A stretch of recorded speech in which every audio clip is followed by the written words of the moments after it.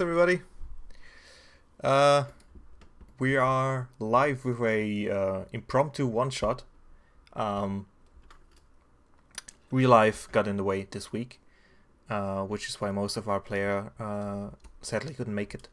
Players sadly couldn't make it. But we're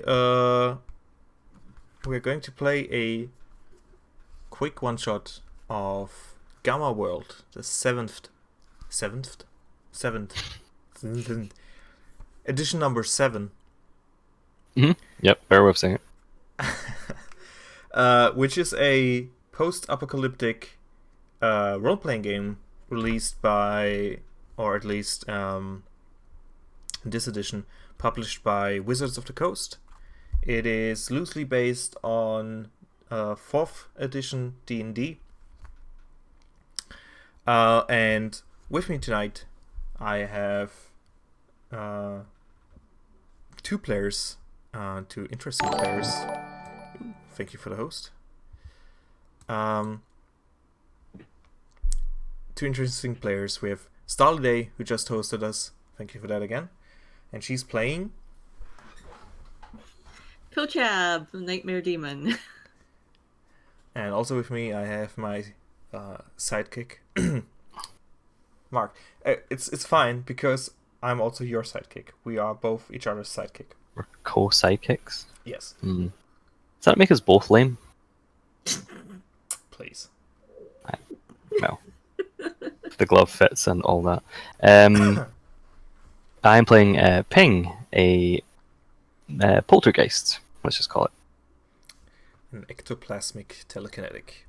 Alright, okay. Well, yeah, if you want to be technical about it. Yeah, because I want to explain it to the people watching how this works. Fair enough. In Gamma World, you get to choose 2 different classes, 2 different backgrounds that then form your character, your race, as if you want to call it that. Because all the player characters in Gamma World are mutants, and or have some weird alien origin. For Starliday, she's a demon, a nightmare demon specifically, and Mark is an ectoplasmic and a telekinetic. They both had very creative ways to combining these 2 origins, and I'm excited to see them play. So the adventure we're going to play tonight, and I haven't told you guys anything about that yet, so that's cool. So you're going to jump into it just blind, which is lovely. So a month ago, the village you are currently staying at sits at the foot of a hill. On top of the hill is an old complex that hasn't really been that interesting. You haven't found anything there when you scoured it out a while ago. But a month ago, robots started to come down the hill into the village. They are very, very bad robots. They barely make it down the hill. They fall apart as they come down. I thought you meant they were like mean robots, but No. Bad robots. No, not bad in the sense that they're wearing leather jackets and like sunglasses. Bad in the sense that they are badly constructed. Okay, got you. Like, if they are supposed to look humanoid, they're like missing an arm or leg, like sparks flying everywhere. But they still, like, they keep coming down every morning, like clockwork. One of them comes down. They look different every time, and they are improving. It wasn't a problem first because scrap metal is always useful. But these things also started exploding, and they blew up your favorite bar. No. Yeah. What? Yep. No. One of these robots made it far enough into town to drop dead in front of your favorite bar, and then it just blew up.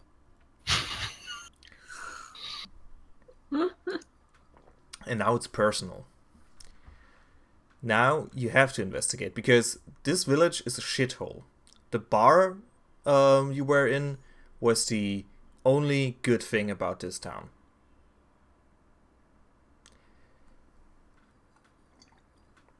Okay. So, it is... What's the name of the bar? The name of the bar? Let's see. The Drunken... always like calling my names Drunken something. I was about to say the Drunken Rat, because that's usually what I go with, but it doesn't sound post-apocalyptic enough. But now I already said it, so yeah, it was the Drunken Rat. It had its symbol, like its sign that it had a picture of a giant mutated rat that was dead. Was actually pretty skillfully crafted. It was about as grimy as you imagine it, but the cups were clean most of the time. So it was about as good as you would expect a bar to be in the middle of the wasteland. So it is the next morning, and as usual, a robot comes walking down the hill. It approaches the village. What do you guys do?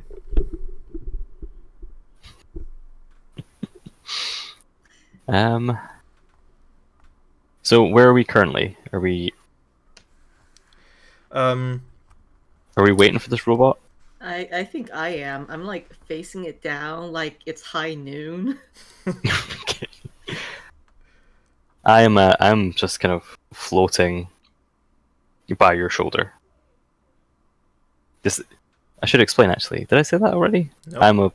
I'm a possessed laptop. And I am floating open just by your shoulder with like a little pixelated smiley face on the screen. So it is 150 years after the big accident happened, the apocalypse occurred. Most people don't know what a laptop is. So... It's okay. No, just for role-playing sake. You wouldn't But probably... the internet still works, right? Ghost internet. Yes, but... No, it works, but you can also only use Bing. No. Yeah, well, I am an evil ghost. It is so, the worst timeline. Yeah, if you decide to try and search the ghost internet, it is just Bing. It's just like tons of pop-ups. You have to use the Internet Explorer, and all the add-ons, all the malicious software is pre-installed. The worst laptop ever. It is like my grandpa's laptop. Mhm. Just like that. Yeah, absolutely. And it just randomly takes you to pages that you haven't searched for. Yep. Or it's mainly pictures of ghosts, weirdly enough. All right, so Ghost porn. Ghost porn. Yeah, exactly. Just always directs you to ghost porn all the time. Okay, so you're staring down this robot. It is shambling like a zombie down the hill. It's leaving a trail of scrap metal. How big is it? Like human-sized? Yeah, small human-sized. Bit larger than a child, but teenager-sized. So it's about the same size as I am. Okay, so yeah, your side's of about. Um, and again, it's like it's smoking, it's fizzing, like there's sparks flying everywhere. It looks like it's about to go off. If the last robot is any indication, this might just go the same way. So how big was the explosion last time? Enough to destroy a bar, so pretty big. It was pretty big, yeah. The only reason no other, I mean, other buildings were destroyed, but the bar was the most important, and it got the brunt Okay. of the explosion. Like the buildings next to it, kind of lost walls and stuff like that. But the bar is just a back wall is still standing. That's all. Okay. Sorry, I was just trying to determine how close I want to get to Also, this another is- exploding robot. Yeah, imagine this to be like a Wild West town, like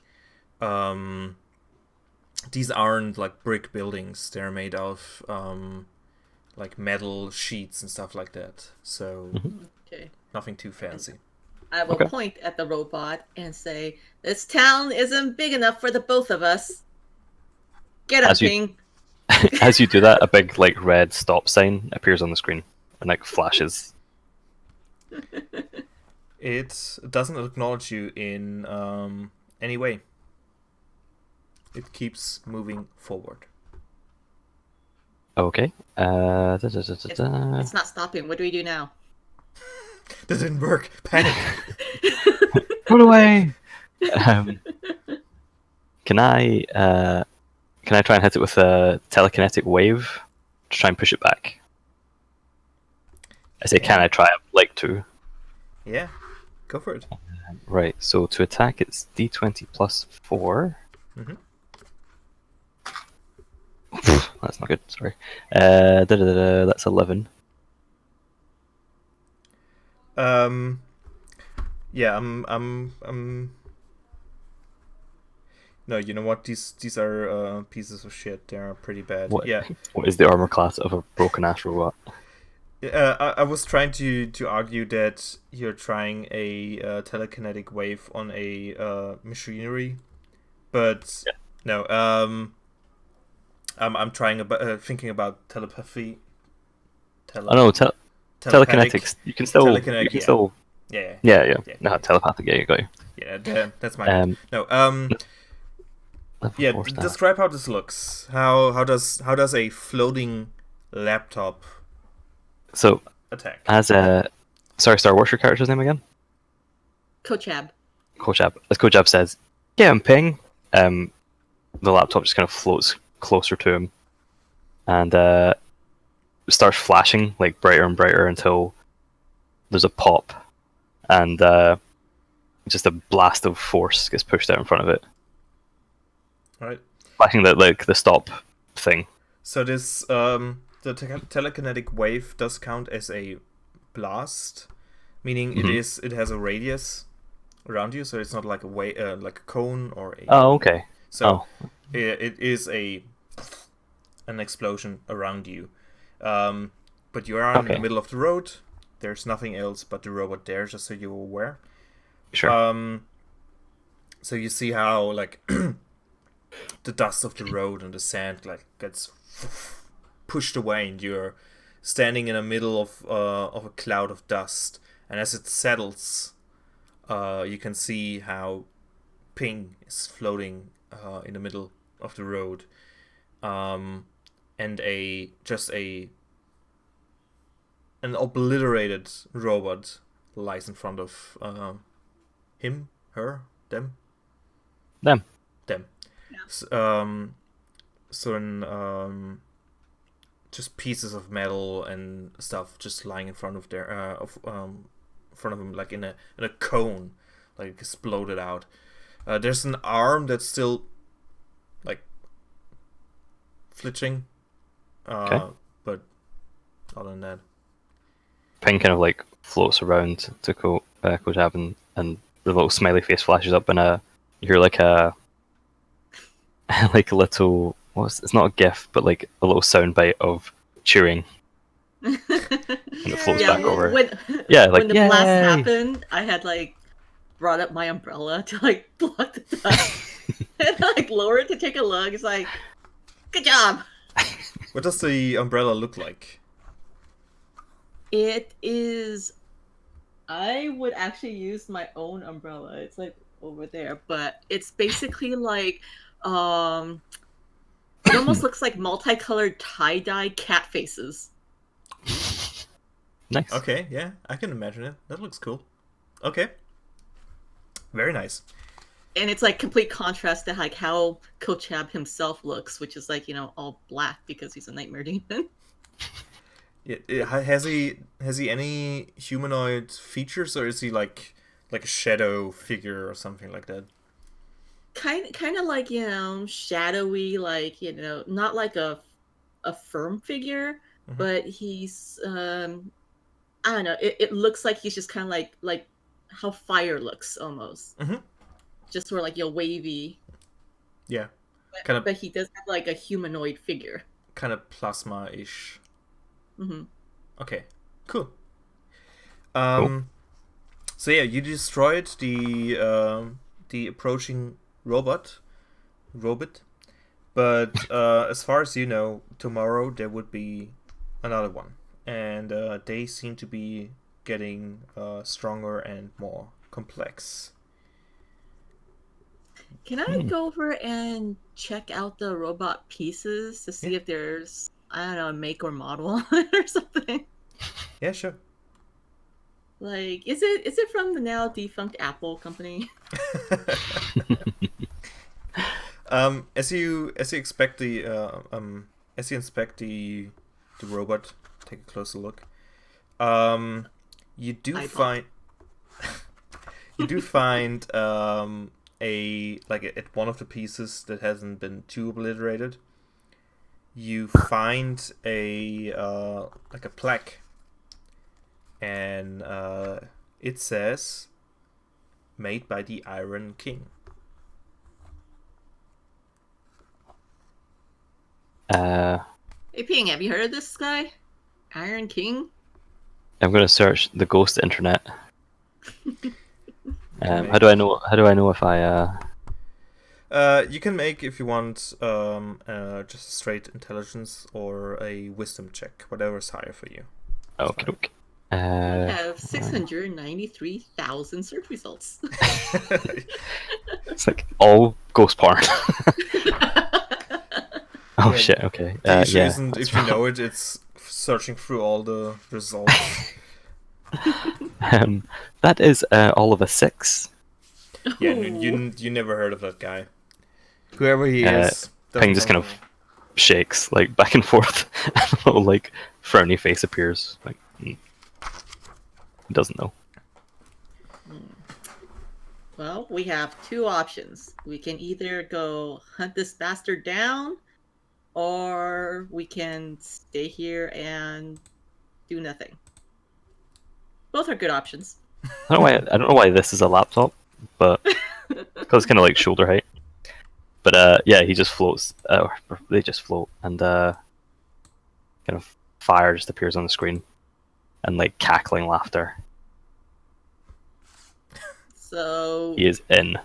stay here and do nothing. Ping just floats off towards the direction. Come back. I guess I'll chase after him. Off to adventure. Adventure. So, following the track isn't that hard. As I said, it's just a trail of pieces of metal, electronics, all that kind of stuff. It's just leading you slowly up the hill. It is still a bit further out. You can see the the complex, but you are still at least like half an hour to an hour, depending on how fast you're going, out on foot. Do you want to go on foot? Or do you have a means of transportation? Did you say we're only half an hour away by foot? An hour, I would say. Oh, an hour. Okay. Yeah. Yeah. I mean, We I am have a floating, motorcycle. so we're gonna. Should we take the motorcycle? Take the motorcycle. Okay. Let's do it. Totally take the motorcycle. Alright, so it's, I imagine, a Mad Max style motorcycle. It is post-apocalyptic, styled out to the max, I imagine. Or do you Yes. prefer... And since I am chaotic, I will ride it without a helmet.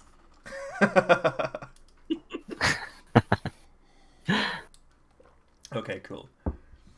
So, disregarding all safety protocols, you ride up the hill, following these metal pieces, and you have to kind of swerve sometimes because there's like just a robot head in the middle of the road, or torso or something, or just like a robot. And the further you go up, the more pieces there are, because it took them like every day they got a bit further. So the closer you get to the complex, the more failed pieces or robots you find.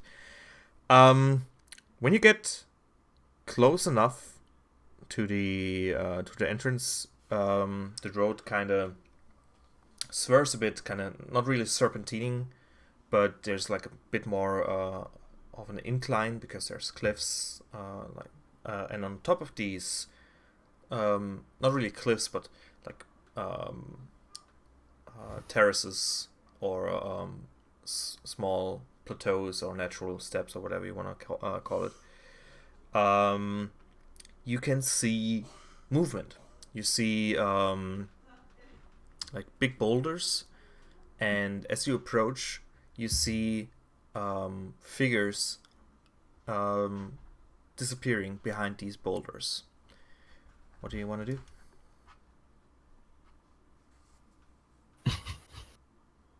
Drive faster.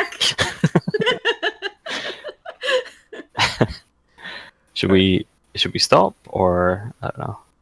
Let's ping. I'm gonna keep going. Yeah, I think so. I'll rev up my motorcycle and shift gears and go even faster. Right. When you do get closer, these figures come out, and you immediately recognize them. Those are some batters and some porkers. Batters are humanoid badgers, and porkers are humanoid warthogs or hogs. I don't know if you ever met a badger, but those things are insane. Their mutated humanoid counterparts aren't much better. Porkers are a pretty popular type of mercenary, like a kind of like a gorilla type, like bodyguard, or a bouncer. The bearers are equipped with crossbows, and the porkers are all equipped with flails. It also says here, when the characters first approach, read: the old trail you discovered while backtracking the robot's trail skirts a glowing crater. It ends at the base of a rough-hewn stone tower, where bearers carrying crossbows stand watch, supported by porkers carrying flails. And as you approach, do you slow down in any way, or are you still full throttling? Full throttle. Okay. Do you, like, are you intending on passing by them, or like just ignoring them and going past them and towards the tower? Or I'm gonna try. okay. So you see the porkers kind of flailing their flails around, like signaling you to stop. When you do not, Can I do a thing? sure. Actually, What do you want to do? So I have a novice power Mm-hmm. that allows me to teleport. Ooh. Can I teleport myself and my motorcycle? What does the text say? Is You that just disappear and there's a floating laptop, just kind of like. is that a nightmare power or a demon power? I'm not sure. Yeah, it doesn't Okay, really it say in the. seems to be demon because nightmare has fear manifested. Yes, I have that one. Demon. Blackfire port. You hurl black flames at your enemy and then teleport away.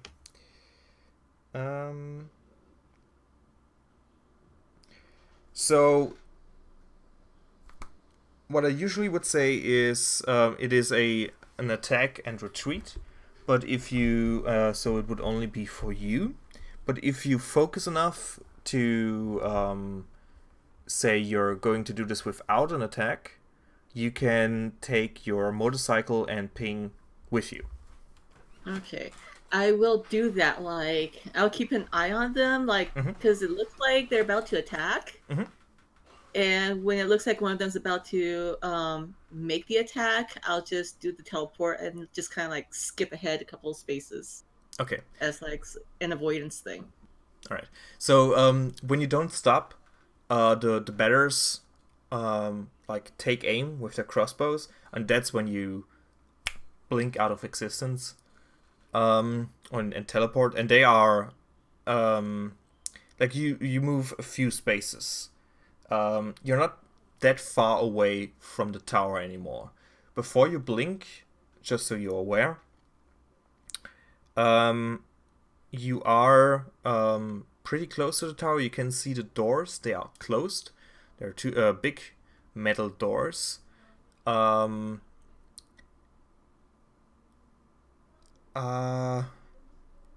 would imagine that using your teleporting power, you need to be able to see the place or know what the place looks like. Otherwise, you would teleport blind, which is a big sense. risk. You could do that, but you don't know where you end up. So your options are teleport in front of the door, teleport like behind the enemies, like to the side somewhere, or surprise me and do something completely different. So, as we're approaching, there is a tower and some kind of gate with a door. Mm-hmm. Is that right? Across the road that we're traveling up. Yeah. How big are the doors? Like, are they like huge castle doors? Are they like a front door? They are. Imagine a when you're at a mall, the entrance to a mall. It's big enough to let a group of people through. Like it's like about 5 people could walk through next to each other. About Okay. that size. And how high is the wall? It is quite high. Like it's it is for your understanding, it's a tower. Yeah. Right. Okay. Like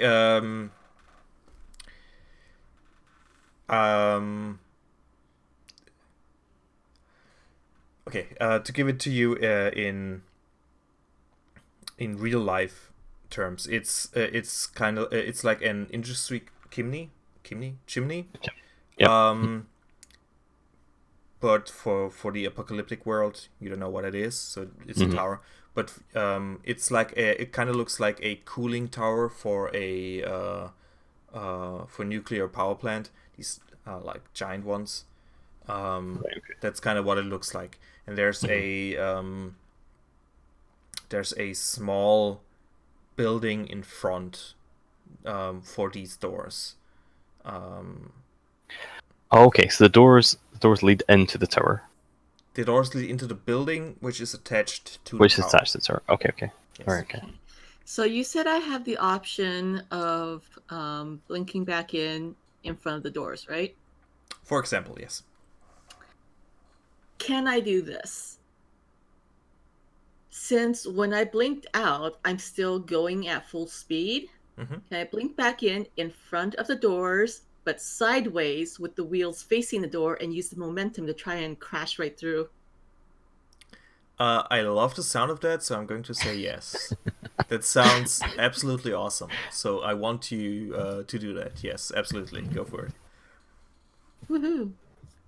So, the do I have to make the attack roll? Um, let me see. I had it open. I should have left it open. It's a d20 plus 4. Um, I assume that's just like a roll to succeed. yeah. Let's just roll a d20 plus your 4 and see what happens. Okay, that's a 14, so 18 total. All right. Okay. That's so. From the viewpoint of the batters, they're taking aim at these maniacs going full throttle at their base. And just as one of them is releasing like a bolt, they disappear. Are there any visual effects to your teleporting? How does it look? It's a little bit like blue lightning or blue static electricity. Okay. Cool. So this blue lightning like a flash happens. The bolt lands in the sand. And the bear's like, what the fuck just happened? Looks around, sees you reappearing just a few feet behind him, and you just crash through the door. You just slide through, crash. You make quite a noise. Like it's quite loud. I also need you to make a dexterity saving throw. Okay, dexterity.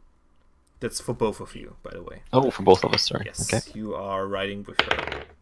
Oh my god. That's a 5. Yikes. 30 saving throw. It's just a modifier, right? There should be your saving throw should be in your character sheet, pretty up top, like below your total hit points. You have your Yeah, I've got reflex defense. oh yeah, right. That's 4th edition. I forgot. Shit. Okay. Okay. For now, just roll a d20 plus your dex modifier. Okay, that was a next- 19. for me. Next time we're going to go with a reflex defense. Which Right. is I basically... mean, it doesn't matter. I rolled a 2, so I'm just gonna fuck up anyway. All right. So, you crash through the door. You slide into this, like this foyer. Luckily for you, many or like over 100 years ago, some interior designer decided to do some to add some greenery to this foyer, to this entrance hall, and you slide across like the floor for like 10 feet. No. Yeah, 10 feet about. Then you ram into a very like about ankle high. That's not a wall. More like a what's it? At a walkway. Like a railing? No, not a railing. That's what the difference. The street and the walkway. The small Like a curb? curb. Yes, thank you. Your motorcycle kind of crashes into a curb, and you fall off and crash into like a. It's just a 10-foot square of grass. Someone like decided that this would like kind of lighten Like up. random grass. Yeah. So you don't take any immediate damage. The issue is, however, as you're lying there and you look around, you see two platforms to the right and to the left of the door, and two batters standing on top of them, pointing their crossbows at you. Okay, so I like tumble to a halt and I like look up at them. I'm just like, yeah, nightmare fuel. Okay, that's my new catchphrase. Little thumbs up appears on the screen, and then And I'm like thumbs upping at like the two batters. as like the bike like came through the door, I just literally just floated away from it. You tumbled over. I just floated back to He's where like, you were. bye. Fact, they shit Like out all the while, around. like heavy metal music's playing as blasting it on my little laptop speakers, so you can't really hear it more than like 10 or 15 feet away. But we can hear it. Yeah, it's for us. Okay. So you see these batters pointing their crossbows at you. The next thing you notice, this room is kind of like a half circle. The one side is kind of one side of the half circle is missing because there's a wall and a door that leads somewhere. Opposite of that side, you see a cage, and in that cage, actually, let me just read you the text that the book provides. Two 10-foot high guard platforms hold batters armed with crossbows. In the far corner, an eyrie is heaped with bones and carrion, the roost for an orange-furred lion that has bat wings. Grass fills a white planter on the floor near the doors. That's where you're landed.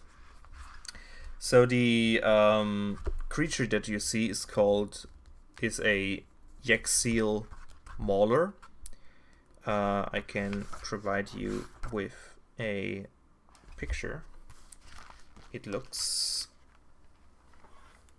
like this. Oh, cute. Does it have laser eyes? It does have laser eyes, yes. Good. Good. Nice. Just wanted to check.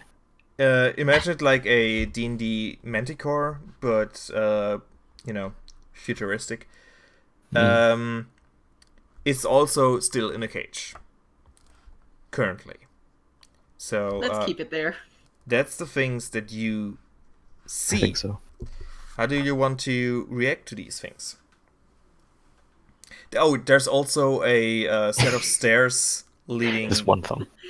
leading downstairs, further away. Okay. I kind of feel like we Huh? If they aren't reacting, I would just say like, "Come on, guys! Don't you think that was cool?" Make a. Let me actually check the. They'll throw down their weapons like, yay, go! Big celebration. Make a charisma check. Charisma? Do you have the skill for, let's see, interaction? Yes. Interaction. Further down, below the your Okay. weapons and your novice powers, there's a interaction. Weapon is power. Interaction. Oh, I see it. Yeah, there's Plus also 4. Oh, wow. Yeah, mine is not good. Okay. It's 15 plus 4, 19. All right. One of the batters kind of lowers their crest and goes, "Fuck yeah, woo!" Woo! The other looks over to him, and is like, "Dave, what the fuck? We're supposed to keep people out. What are you guys doing here? What the fuck? You can't just. What are you doing? Motorcycle stunts? Come on, that's the new thing, right? I mean, I gotta admit, it was pretty badass. But still, you can't just crash into through this. Like, why are you here? I stand up and start dusting myself off. Huh. Hey, Ping, why are we here? On Ping's screen, like a little pixelated picture of a robot appears, and then like after a couple seconds, a massive explosion, like on the screen. Yeah. And There's these things that kept coming. And what was it? Yeah, and then like more pixelated little pictures of a pixelated version of us traveling up a path towards where these robots are coming. Did you download a new art program? Because those are nice. I don't know why you pulled my hand up. Really enough. The big smiley face. Oh, I put a picture in chat of what Ping would look like, and it's just like a red screen because he is evil. With like a, so that's always his background, glowing red. Like a little smiley face appears again when you ask that. That's so adorable. D1 better who didn't just go into wild celebrations about your stunts goes, oh, you hear about the robots? Yeah, they come up from the basement. We don't make them. There's a machine that runs. We don't know how it works. It just started going a month ago. We don't know how to stop it, but it doesn't really concern us, you know. We just let them go. Like every morning, one of the robots comes up, and we just open the door for it, and it just leaves. You know, it doesn't really matter to us. Okay, then if you don't mind, we're just gonna go shut off that machine because it's getting a little bit explodey out there. You know. I mean, if it prevents more insane people from crashing into our home, then yeah, sure, go for it. You know what? In fact, Dave, why don't you go with them and show them where the machine is, just so there's no Nice. bad surprises anymore. Dave goes, yeah, that sounds awesome. That's sick, yo. Yeah. And he climbs down from the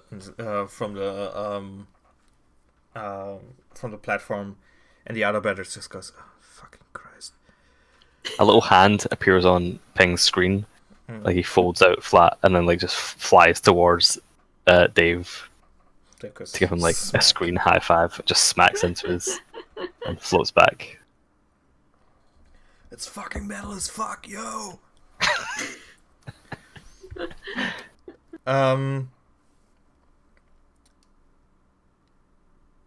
You follow Dave. He kind of goes ahead, and leads you down a staircase that's kind of like into a a staircase that just goes down a few floors until you emerge in another room that's dimly lit by electrical light. And Dave tells you on the way down, you would actually do us a great favor if you turn this machine off. It's been sapping our power. Our lights have been flickering, like all that kind of stuff. Our generator doesn't seem to be able to really handle that much output. Yeah, I can't imagine the electricity bill must be through the roof. Yeah, no, it's fine. We don't pay for our electricity.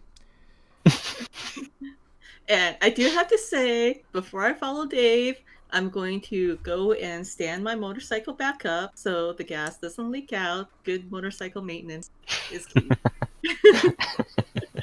Good call. Good call.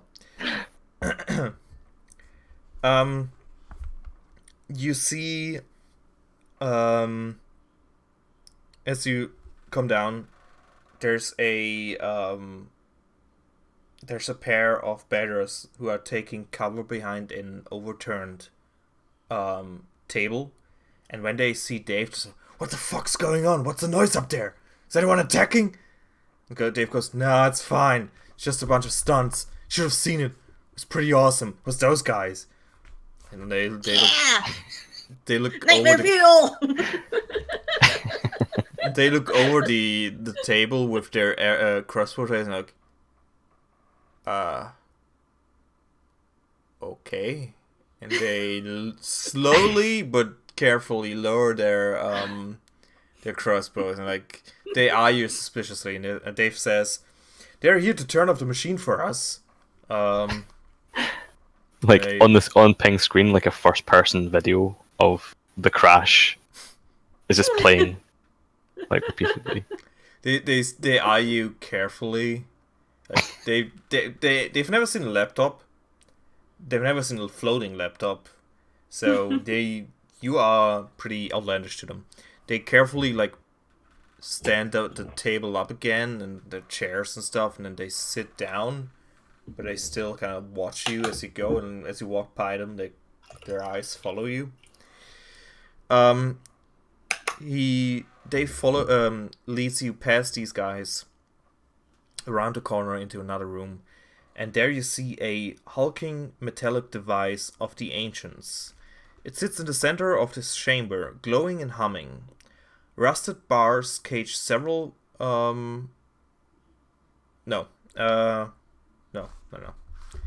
That stands there, but that's not relevant, so let's leave that out.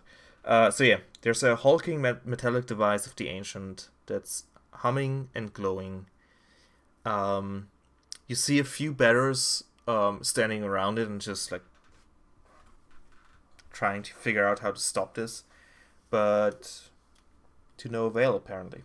What do you want to do? I will join them in looking over the machine, and I will search for an off switch.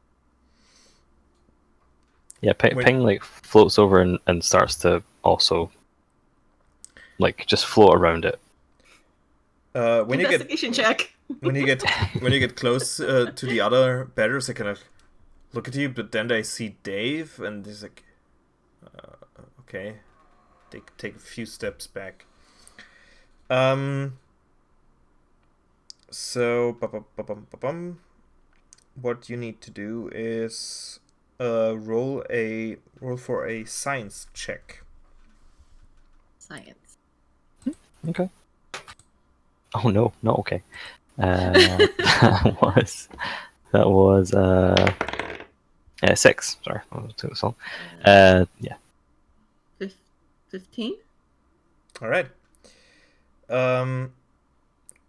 It takes you a while, but you notice that like you keep like pushing buttons and stuff like that.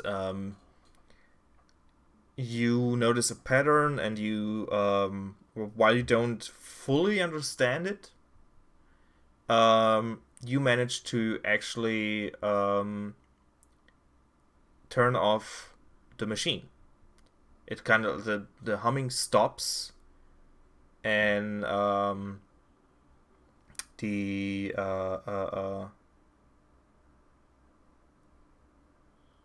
humming stops, and the machine seems to be powering down. Huh. That was easy. Hey guys, the off switch was right here. Don't turn it back on, okay? Again, more cheering like this place. And where is the machine getting like the parts for these robots from? Like, gotta have like some raw materials, right? Do you say that out loud? Yeah, sure. Dave says, "Oh, that's not the machine making the robots." Oh, what was this machine for? Did we turn off something important? No idea. But it was sapping our power, so thank you for that. The robots are actually coming from down there, and he points at a like a tunnel that's there's like a hole in the wall leading into into a dark tunnel.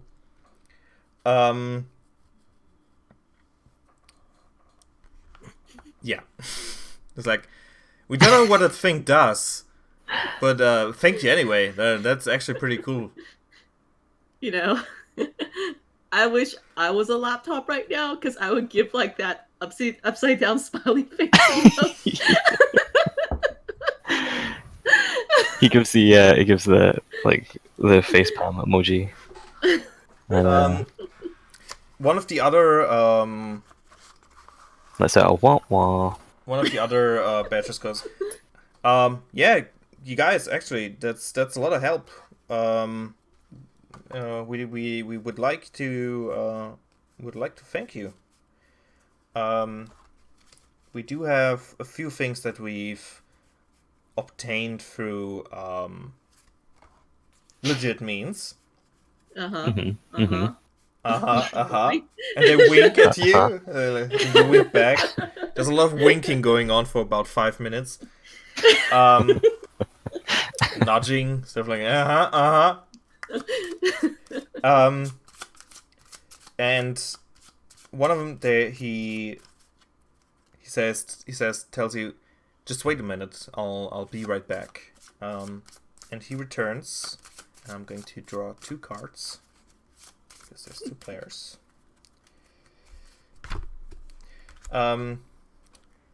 Star, do you want right or left? Do you want the right or the left card? Left. Okay.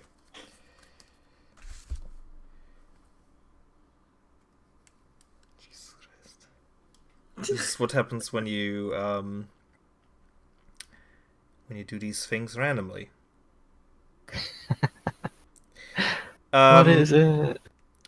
He comes back with like a bag, like a burlap sack, that he's draped over his shoulder, and he kind of heaves it on the floor and makes like a clank noise as it falls to the ground, and he pulls out it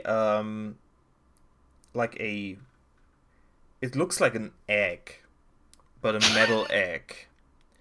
It's black and green. There's some wires running across it, and there's a big red big red button on top of it. Say apples.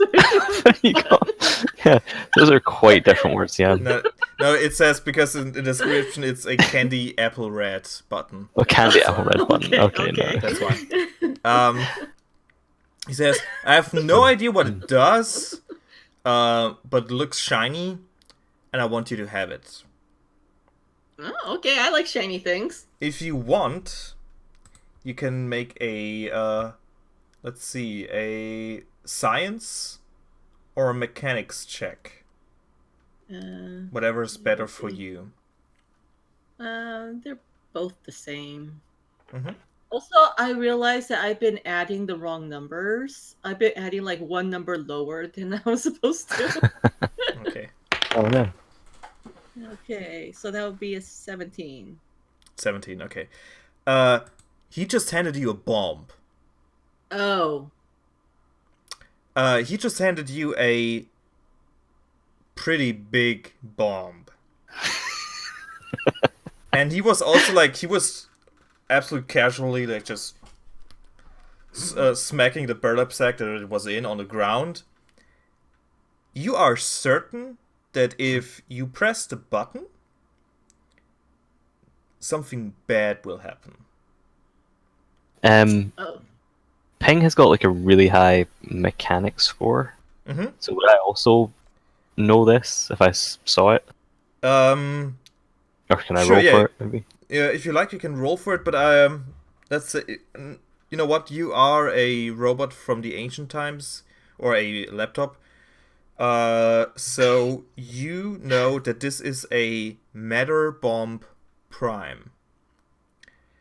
To give you the flavor text, it says, pushing the candy apple red button causes the device to begin flashing. You better start running. Now, Ping just like floats towards it, like really slowly. So I know where it is. I'm gonna take out a post-it note. Right, do not push, and stick it on top of the button. Accidentally pushing the button as you put it. to Oh, to That'd be give you hilarious. to give you more meta knowledge, this thing does 66 points of radiation and fire damage plus twice your level. So 2 times your level in damage. So you right now you're level 1, so it can do a maximum of 38 points of damage. Mm-hmm. But just so you're aware. Cool. How big is it? It's about the size of a Like, it's not like a normal egg size, right? no, not a chicken egg. What's the Ostrich ostrich? Yes, ostrich egg? egg. Okay. Those are huge. Yes. Those okay. Wish I brought a backpack with me. Do any of you guys have a spare backpack I can use to carry this thing in? It's kind of big. He says, I mean, I can just give you the burlap sack. There's also the second thing I have for the other guy. You can take the sack too. That's fine. So he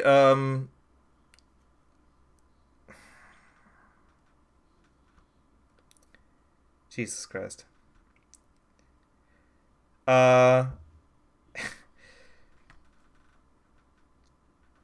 He then pulls out another metal construction. It kind of looks like a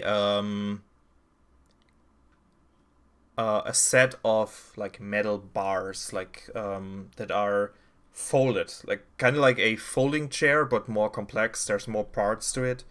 Mm-hmm. It's also more dense. Again, no idea what it does. Like, in the worst case, it's a bunch of scrap metal that you can sell. But again, like, I mean, thank you. I gotta go back to something, but good luck with your quest. And he walks away and leaves you standing at the entrance of the tunnel. Dave gives you another woo, then also leaves. Mark, do you want to make another mechanics or science check? I'll do a mechanics check because it's quite high.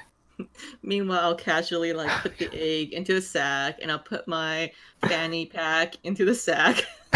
Because 2,000 years in the future, they're back in fashion. Yeah. That was a 12 for me on mechanics check. You just got handed an autoskeleton. An autoskeleton? Yeah, this exoskeleton's iron alloy braces a mind braces. Jesus Christ. This exoskeleton's iron alloy braces have a mind of their own. This is basically it looks like a shitty remake of the T-1000. Okay. Like it's made out of Lego Technics, but metal. Okay. It's not really a skeleton. It's not really a robot in the sense that it has mechanics in it. It is a exoskeleton, like an autoskeleton. You think you could fit your laptop in this if you wanted to? That's exactly what I was thinking about doing. Just a laptop floating where the head should be. It's like an exoskeleton body. In in-game turns, this triggers when you become dazed or stunned, and until the end of your next turn, you can ignore the dazed and stunned conditions. This effect does not affect or end the duration of these conditions. I would also say, given that your body is quite unique, this would also give you a plus to your armor class, like a +1 to your armor class. Okay, but only when it's activated. Only when you're wearing it, yes. Okay, cool. What is my armor class currently? Armor class is actually pretty high, strangely enough. Nice. I have like telekinetic shield, and for some reason I get +3 from intelligence. I'm not quite sure. That's How that works, when but- you're imagine you're dodging by anticipating your enemy's Oh. attacks. Fair enough. Okay, cool. That's fine. I might just wear it then, Right. like a little telekinetic hand that's grasping it, and a bit like mage hand, except you can't see it. And it pushes whatever activation button, and I assume it just folds out and stands up. Mhm. Okay. And then Ping just like starts giggling to itself and just plonks itself right on where the head should be. Because I assume it's like a full armor thing up to the head, Yeah. right? So just where the head should be, there's just a laptop just kind of sitting open. Yeah. And it's now I'm now a humanoid size floating laptop. Well, I'm not really floating anymore, I suppose. Kind of. I mean, you're floating above the thing, but you're still. yeah. yeah. Mhm. That also means you could, if you wanted to, pick up a weapon and make weapon attacks. Because Cool. didn't. Nice. Fair enough. You've been gifted a body. Man, I've only been playing for an hour. All right. I've already fulfilled my live stream. Looking sharp. So, you go downstairs, or you follow this tunnel, and Yep. it's dark except for the light that's that's being shined. The light from your laptop. Right, okay. Illuminating. It's a dull red glow. Yeah, dull red glow illuminating these this tunnel. And after marching for a bit, I imagine Ping, you don't really notice this because you are a robot machine ghost. But Mhm. Kojab, you notice that this it's getting like damp and it's kind of smelly.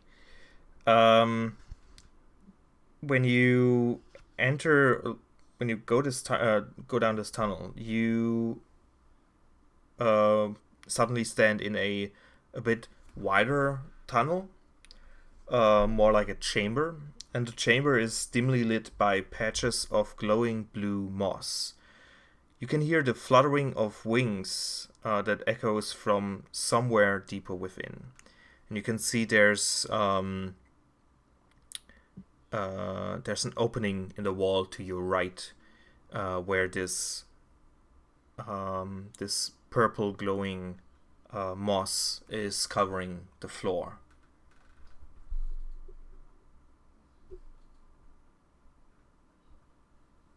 Is the moss edible? You could try. I'll do a nature check. Sure. Ooh, that's a good number. That's my nature. 21. You imagine that the reason this moss glows is probably because it's radioactive. So eating this could have interesting results. Interesting. I will actually gather up some of the moss and use it to decorate Ping's new body. Okay. Cool. How much are you gathering up? Just give me an Like about approx- three or four handfuls, just so I can like kind of smear it on and just kind of like make it pretty and stuff. Okay. Just some highlights. Laying all I that. think Coach Hab just really likes colors. He's a stylish demon. Could you roll a just a pure d20 for me, Mark? Sure. That is an 11. Okay, that's fine. Well, in case I melt. It's fine. It's fine. Okay, cool. Fine. It's all fine. Don't worry. It's good. Yeah, I know. It's like 2 minutes after you got a new body, I broke it. That is our friendship right there. It's suddenly just like a slag heap, and I just like float away, disappointedly. So, when you gather this moss, you are kind of stepping to get this moss. You have to go towards this larger cavern, and when you look in there, you can see an earthen ramp that spirals down into an enormous pit in the center of the cavern. Luxurious mats of glowing moss grow here and there, and a pair of black moths the size of dogs and 3 scarlet feathered birds flit above the opening. So, are we looking down into this? Yes. You're standing above the pit. Above the moths and things? Yeah. Okay. Should we go down there? Like a thumbs up appears on the screen. I look and a around for downwards an arrow. elevator. Looking for an elevator. Unsuccessfully, sadly. Okay, I guess I'll walk down the ramp. You notice also there's footprints in the moss, heavy footprints, Oh. going outward, Robot-sized footprints? robot-sized footprints, and they seem to be leading up or down, depending on your perspective, the spiral. I mean, Okay. nah, never mind. I'll just go right down then. All right. Adventure! Adventure. Although Ping's just been like but really slow robot marching. Okay. The moths and the birds don't pay you any mind. They don't seem to be too fussed by you. So you walk down the spiral. It's, as I said, pretty big. It's about like the diameter from one end to the other is not lie, about 30 feet. And it You said goes- there's moss on the actual ramp down? Yeah, it seems to be growing around here, like in this cavern. After walking like maybe 10, 15 steps, Coach F's just gonna like see if he can use the moss to slide down instead. All right. Do you want to like? He's a lazy demon. Do you want to craft like a mat to slide on? Is that what you want to do? First, he's gonna check to see, Better like, idea. how wet and slippery the moss is. It's quite wet and slippery. Like you imagine this is where all the dampness is coming from, or like cause and causation. Like either it's damp because of the moss, or the moss grows here because it's damp in here. You don't know, but Ping sees you looking like you're about to try and slide, and holds up a hand, and then just like sits down into like lays on his front and folds his arms back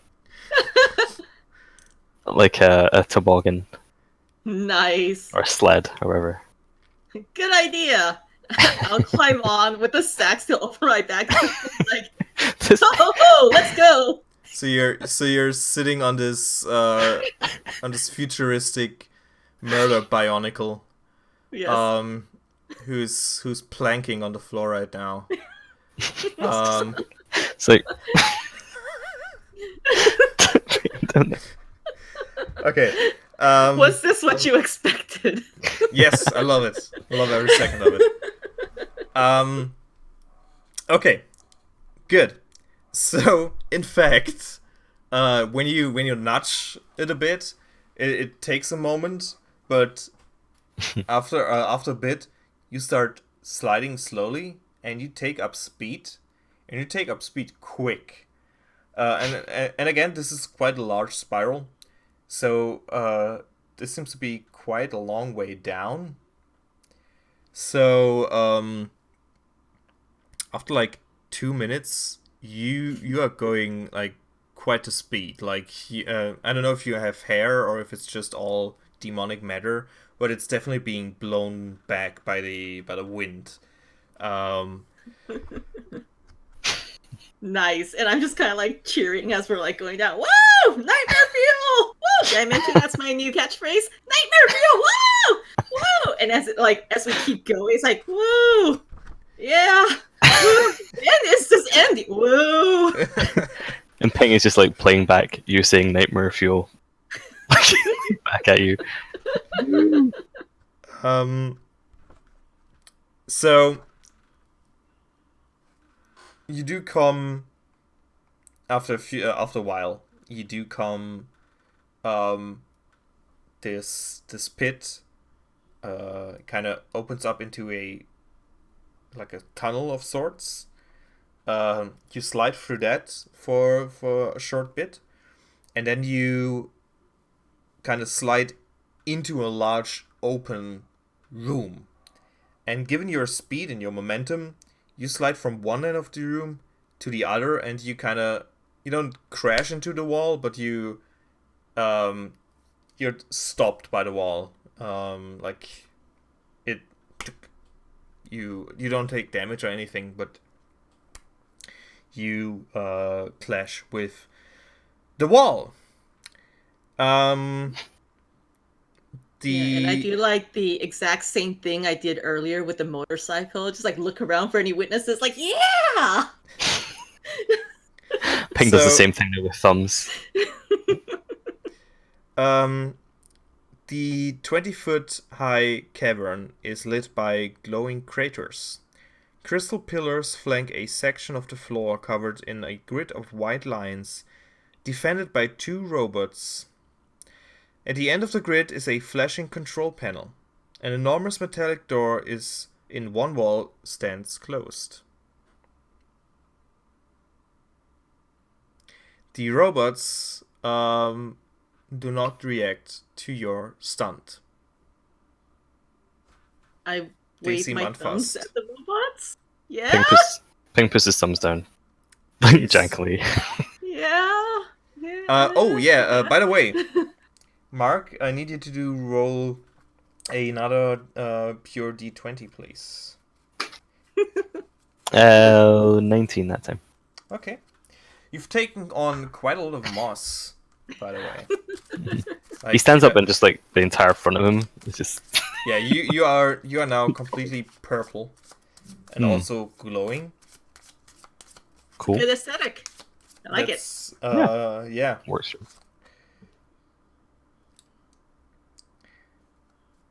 Okay. Trying to make sense of this. So go fine. Don't worry. It's so good. You, Kojab, you watch Ping standing covered in this moss, and you notice something else is different. You know, not only has he now a robot body and a fur of glowing purple radioactive moss, but there's also something growing from his laptop head. And it looks like it kind of looks like Please be like a tablet. It's like a mobile phone. Just like it's a mouse and keyboard. No, you see feelers growing from the mass of moss that's kind of like clumping up at on his head.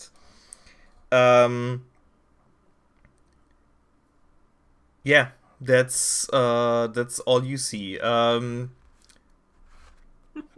Ping, you don't notice any difference yet. So I have now feelers on top of my laptop head. Yes. That's so cute. Okay. I was like, yeah. I haven't noticed that. I haven't noticed the feelers. Kind of reach up and like poke the They feelers. kind of recoil.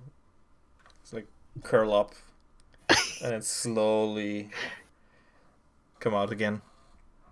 Robot hand's gonna go up, like, and then realize that he can't feel anything. No, you feel something.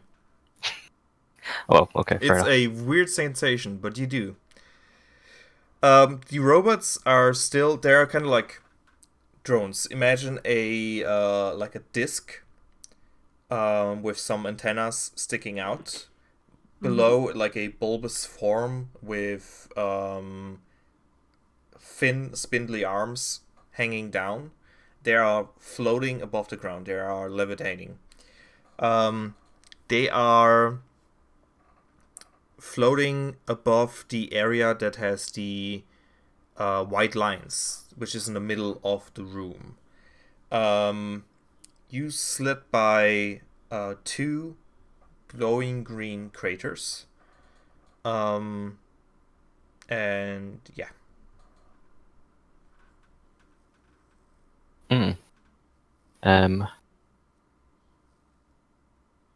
Okay, Ping is going to turn to you, and on the screen will flash a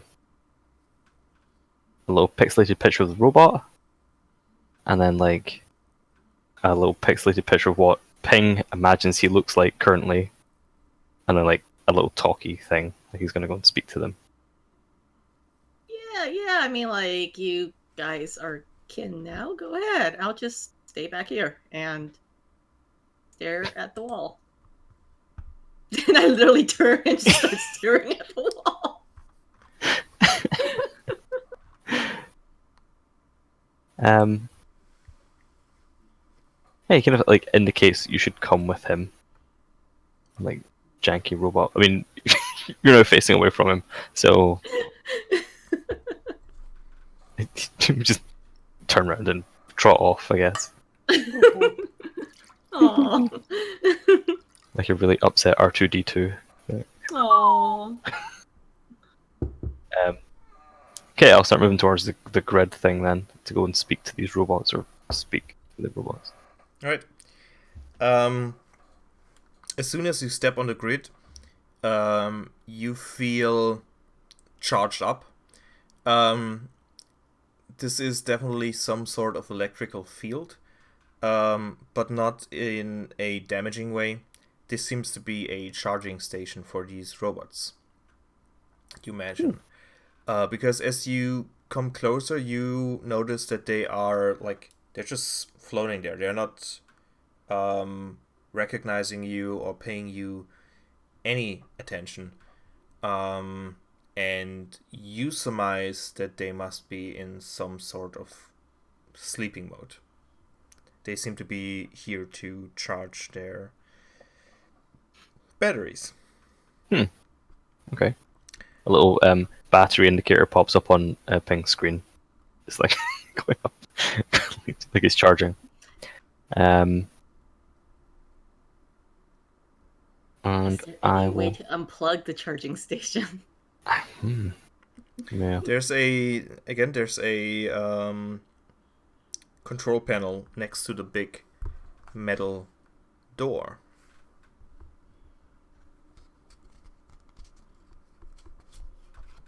I guess I will go look at the control panel. Yeah, if I've noticed that they're sleeping, then I'll probably go back to Coab. Cochab? Kochab. That's it. Got it. Cool. Okay. The control panel is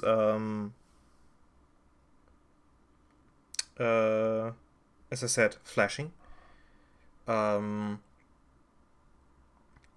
because kind of like static, like the electrics are a bit janky. Like it's not a warning light flashing or anything. It's flashing because it's flickering a bit. This seems to be connected to the door because you don't see a handle or any other mechanical way to open the door. You can try and finagle to open the door if you wish, but it would require a science check from you. Press random buttons. Okay. While you're doing that, can I go over and have a look at the robots? They're just kind of floating there, just to see if they're the same make, I guess, or if I can identify the same kind of. Were they branded or something before? I can't remember. These robots, these drones, are definitely of a much higher quality, but they are also ancient. Right. They are very old. Do you see a lot of dust on them? You also see like scrapes on them. You can make a mechanics check if you like. Sure. Let's see. That is a 14. Okay. You imagine that these robots, they were dormant before, like this. They weren't active like a month ago when this robot invasion thing started. So whatever activated this facility also activated these drones, be it on purpose or not, and they've probably been here at the charging station, which is why they've been reactivated. They've been charging for the last month. Right. Okay. Given the control panel, again, it would require a science check. You can go and press random button if you like, but I would need an science check from you. Okay. First, I'm pressing 0000, and then 1, 2, 3, 4. And then I will do a science check. You go for 111, 112, 113, and so on. Yeah. So that. God, I love having high intelligence. That's a 19. Awesome. So when you, I need a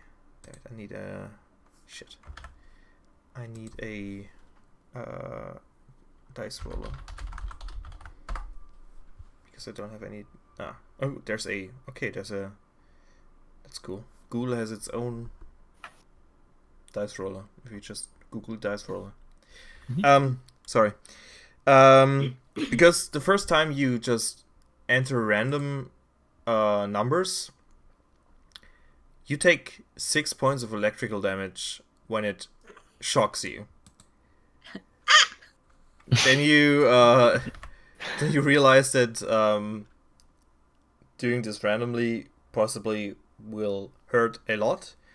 And you see that on the dust that's on the panel, there are there's fingerprints on the correct numbers, and you were just lucky enough to press the right combination to open it without getting shocked.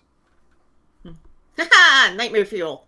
It was, by the way, 1112. No wait, that wouldn't make sense. It was 1 2 3 4. So yeah, whoever created this facility wasn't very creative. These ancients and their lack security. Yeah. See, that's why the apocalypse happened. It's all Exactly. Yeah. I was like, hey, Ping, look, I opened the door. Little thumbs up again. This is like very thumbs up heavy one shot, but I like it. And he just kind of trots over towards you. We should probably just call each other Fonz or Fonzie after that. Like, I'm going for like, because I've got the robot arms now, I'm going to be like thumbs up. T100 as he's Oh yeah. sinking into the. That's how I'm hoping this will end.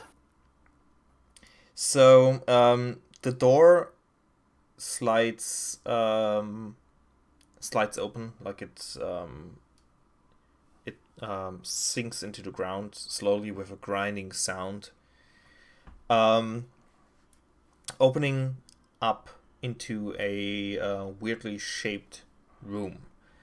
It is kind of oval. You're standing at the long end, and it's also there's concave, so there's a slope leading downwards right in front of you, and a slope leading upwards at the other end of the room. That's not the first thing that you notice, though. The first thing you notice is an array of red lasers, like across like a fence, like just going crisscross in a very dense pattern. Again, I could read you the fluff text, which is written by actual English speakers, which will make this a bit easier. Except for a space near the doors, the floor here slopes towards a central trench that is filled, floor to ceiling, with flickering beams of red light. Two rabbit-like humanoids stand on the other side, flanked by two flying robots sporting built-in rocket launchers. Near them is a panel of flickering lights.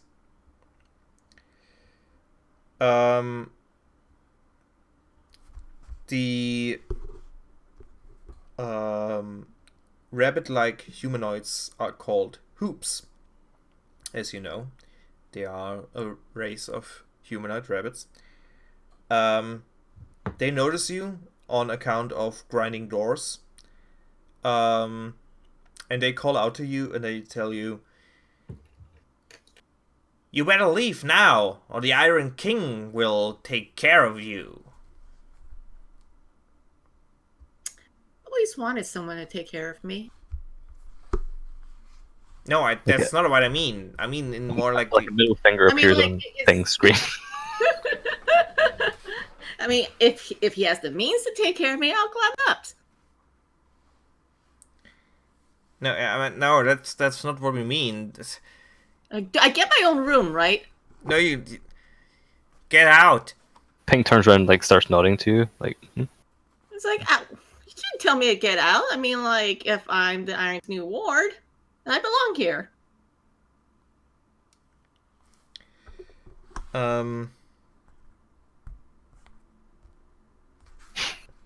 Sorry, I'm currently reading through the room description. The hoops go, "How easy is it to confuse a humanoid rabbit?" I apologize for my nonsense. No, that's good. I love that stuff. That's good. It's just me trying to read through the text and stuff. I mean, I personally am starting to regret that I went with a laptop that has no vocal ability. Oh no! This is all being led by you, but that's okay. Don't worry. It's not bad, not on you. I'm just being on me. I should have made different choices. Okay. One of the hoops says, "Fuck death," and he pulls out. Did the hoop have a lisp? What was that? Yes, he pulls out his. He pulls out a rifle, and he takes a shot at you, and that's where we're going to roll initiative. And let's actually look up how that works again, because I forgot. What is initiative? What is initiative? I found it. Oh, there is. Oh, Determine surprise, establish positions, roll initiative. Each monster and character involved in the encounter rolls initiative. Roll a d20 and add your initiative modifier. Do you I found it. ooh. Yeah, have you found it? Okay. I found it. Yep. Like, 21. you're gonna get in trouble for this. Oh shit. 6. So 21 for Ping and a 6 for Kojak. Mhm. Yeah. Okay, so first to move is going to be Ping. Okay. I.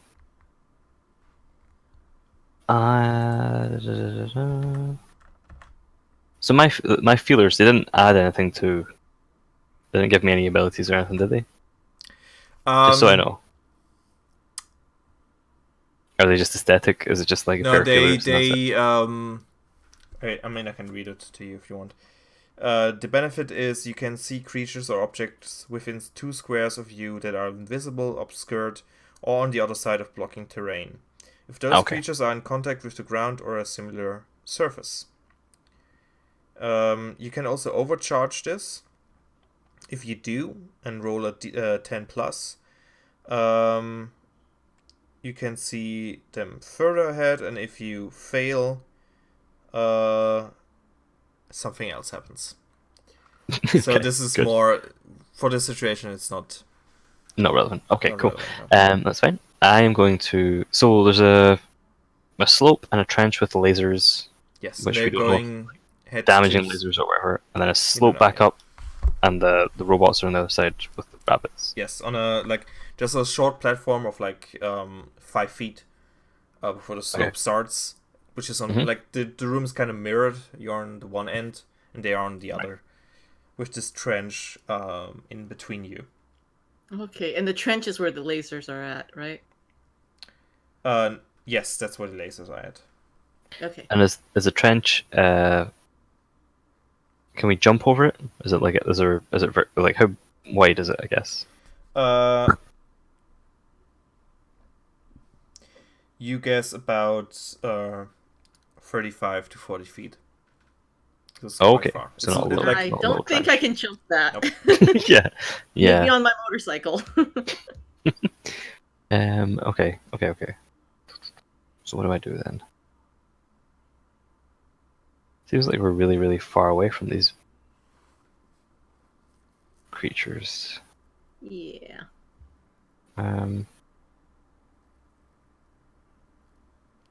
Okay, but we're gonna have to fight them. So I'm just gonna leave the. No, I'm gonna. Why should I do that?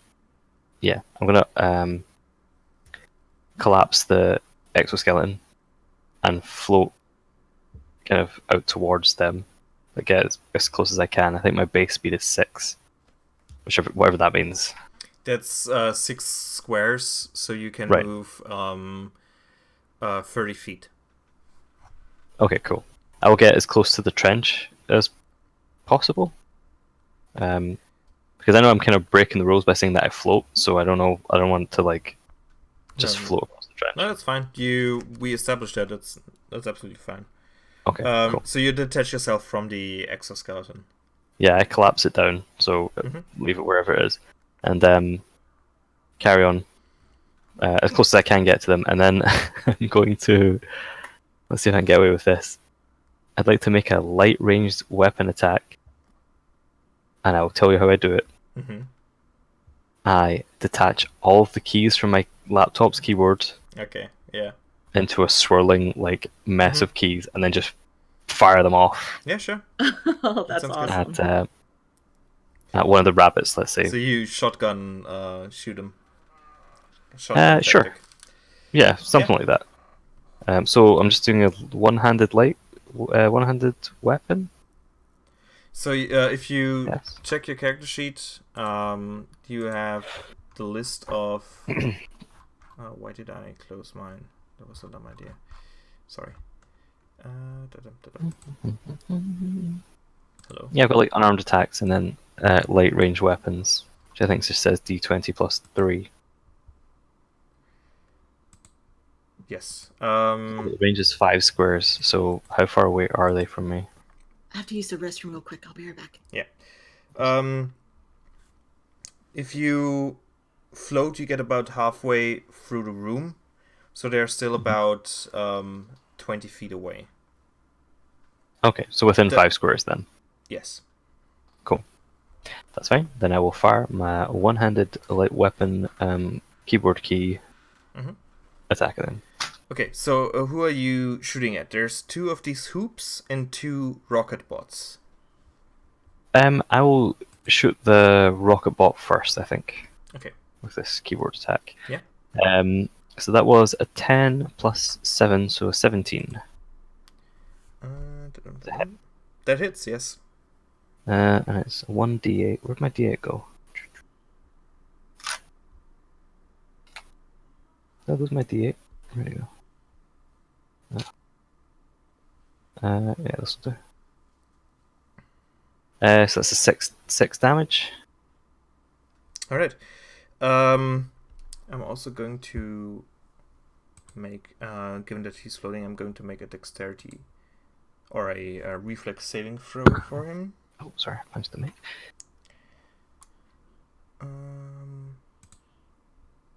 Oh, that's a d8. There we have it. Okay, so damn, you hit the robot with the keys, and some of them, as they go through the field of lasers, get obliterated, like they fly through and just melt and just get vaporized. Good to know. But more than enough make it through. Hit the rocket bot, which is floating above the slope, and you hit something. It plummets to the ground, and it just slides down the slope, high speed. It looks unnatural. Kind of like it's on ice. When it touches the ground, it just like it's propelled. Just right, okay. Towards Okay, towards the laser fence. When it touches the lasers, it just disappears. The robot just it happens within like 2 or 3 seconds. It just crashes down, slides into the laser grid, and is gone. Like Okay. nothing slides out on the other side. Peng is gonna like turn around to face Kochab.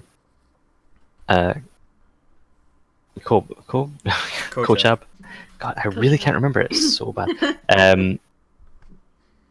And then like like a pixelated picture of the laser fence and the curve with a big circle and a cross through it. Like, don't go near the trench and the slope. Yeah, it's probably a good idea. Unless we want to do more stunts. But not now. I think that's it, right? I just get movement and attack? Like, Yes. Okay, cool. That's me then.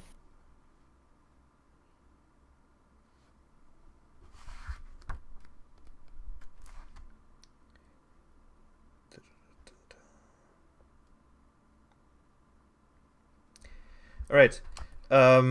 It is now the turn of the other rocket bot, which is going to send out a rocket, hence the name.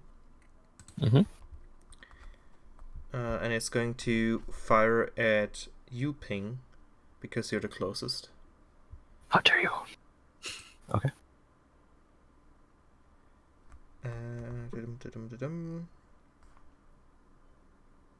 I am very dexterous. It'll be fine. Okay. Where's my... Oh, yeah.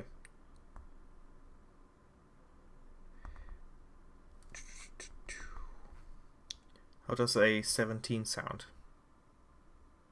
In terms of armor class, or do I do like reflex? Reflex. You have to roll a reflex. It states it here versus reflex. Some attacks are versus AC, and this attack is versus reflex. Okay, well it's the same. That hits. Okay. So the drone sends out a rocket, and it kind of maneuvers through the grid of lasers, and it hits the laptop, and it does. Let's just.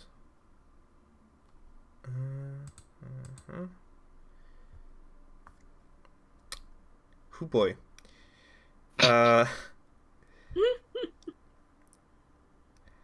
It does 13 points of damage.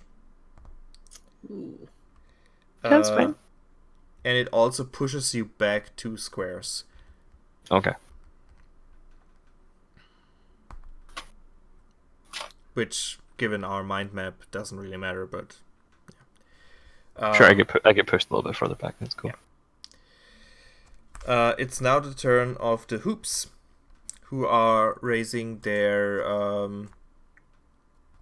rifles, and given that the drone seems to be handling the floating laptop, they focus on the much more threatening looking demon on the other side.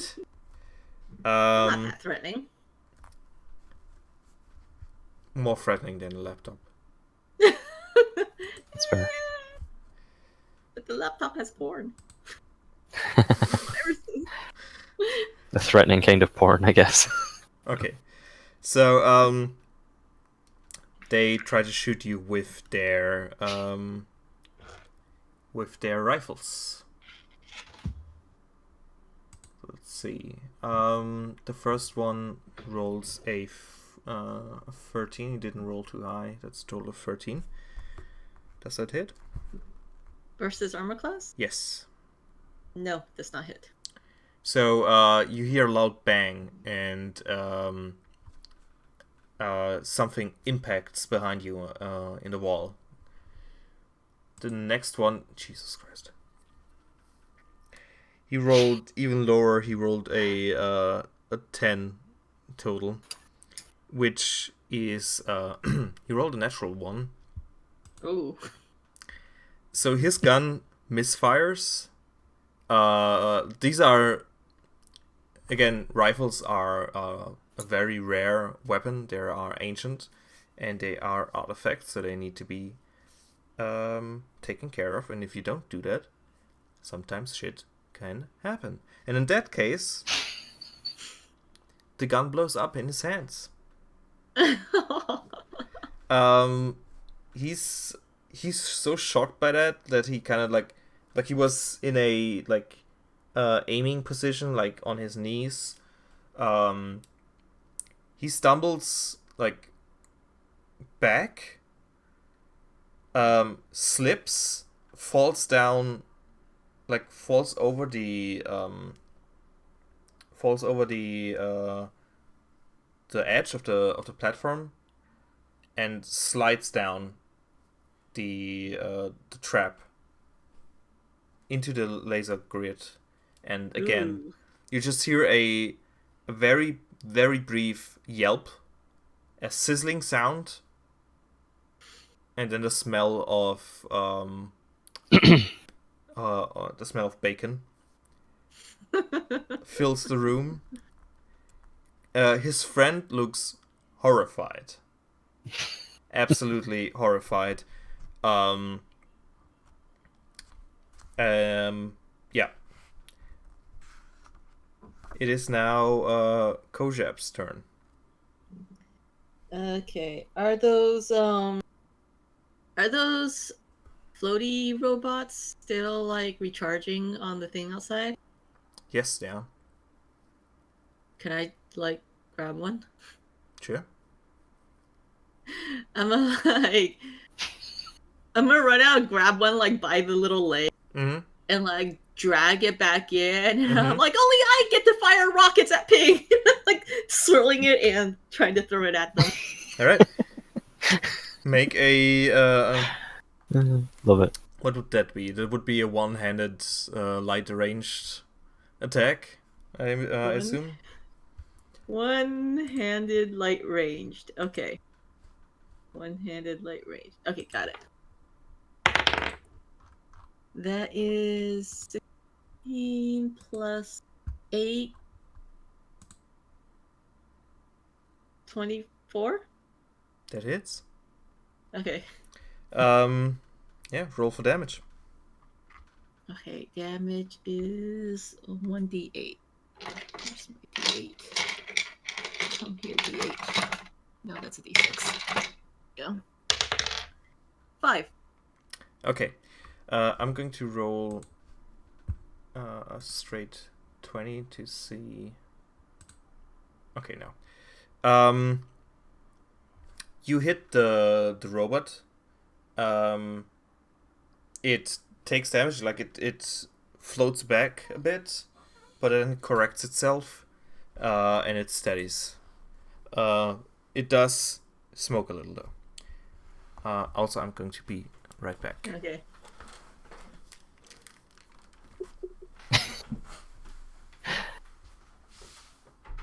I am going to be killed pretty soon, I think. Yeah, we both probably are since I took damage from like the keypad to open the door. And it literally wiped out like 1/5 of my health. Yeah, I went from like 22 to 9, so I'm Ooh. like, oh, I'm not quite sure how you heal in this game, but it's probably not going to be soon. Yeah. But it's I mean, yeah, sorry. Yeah, it's a one-off. It's fine. Yeah. I am like a possessed laptop. It's kind of what I want. Yeah, after the laptop's destroyed, you can always like possess something else. Yeah, exactly. I mean, there are plenty of like butterflies and birds up there. You can go possess Yeah. one of them, right? Do you still have your umbrella? Yep. I This am game, going it to could be a like possessed draw umbrella. this character one day. Because I just love the idea of like a tiny all black nightmare demon with like this super colorful umbrella. Just walking around to keep out of the sun.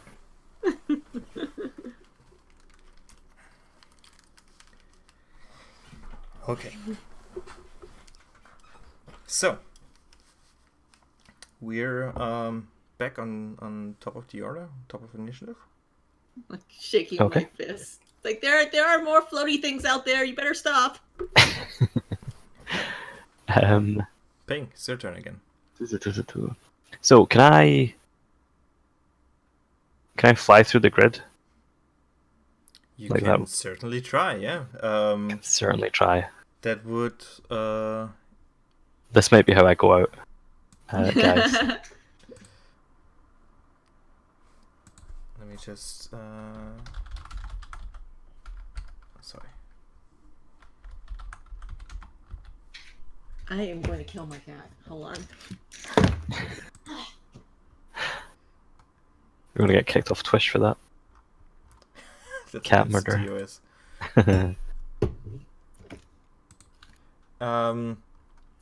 Yeah, you can do that. That would require a reflex. Let's see. Are there any skills? Oh yeah, there's acrobatic skills. That would require an acrobatic check from you. Oh, I am not an acrobatic laptop. Okay.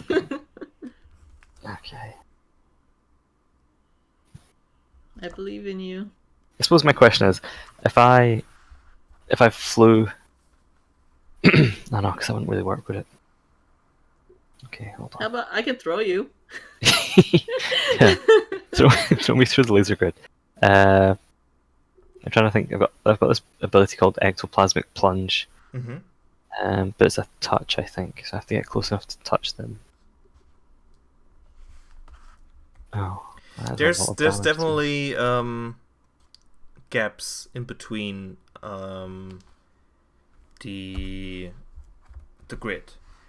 Tell you what, if you take your time to find a pattern, I'm going to let you roll on using your intelligence instead of your dexterity for your acrobatics check. Ooh. Okay. Yeah. Okay. So, okay. but that would require you to basically spend a round to check, like to search for the ideal pattern through. Okay. Does Yeah. that make sense? Yeah, and I get that. I don't think we're in the middle of combat. It's probably not a good idea to stop. So, yeah. So I'm just gonna fire again on the next rabbit because it seems to be who's next in the initiative? Okay. Yeah. I'll fire on the other rocket. What are you firing with? My keys. I thought you used all of them last time. You said you were going to. I don't know. Like I fired Okay. I had like a floating Okay. number of keys and things. I fired a couple. Okay. Although I've only got what? How many keys are there on a keyboard? Okay. No, it's fine. It's fine. You got 26 letters, 10 numbers, a handful of random symbols. Listen, it's a spooky laptop. They regenerate. Don't worry about it. You gotta keep the enter key for the bad boy, for the big boss, because that does the most damage. Yeah, exactly right. It's The biggest keys. Yeah. So, okay. I fire my delete key at you. You are Symbolism. deleted. All right. Attack roll. What was that again? So plus 7, 17. 17. That hits. Roll for damage. All right. Oh, it's not that one. It's this one. That is a 6. Right. You also, I rolled again to see if the drone is going to stabilize. But you hit the thing again, and it, like from Kojab's throw, it kind of got pushed against the wall, and when you hit it, it kind of smacks into the wall again, and something inside it breaks, and it falls down again, sliding into the laser grid, just as the last one did, and it fizzes out of existence. There's only one Hooper left. He kind of looks around. He's like, you're never gonna make it through this laser grid. The Iron King will get you. You better stay away.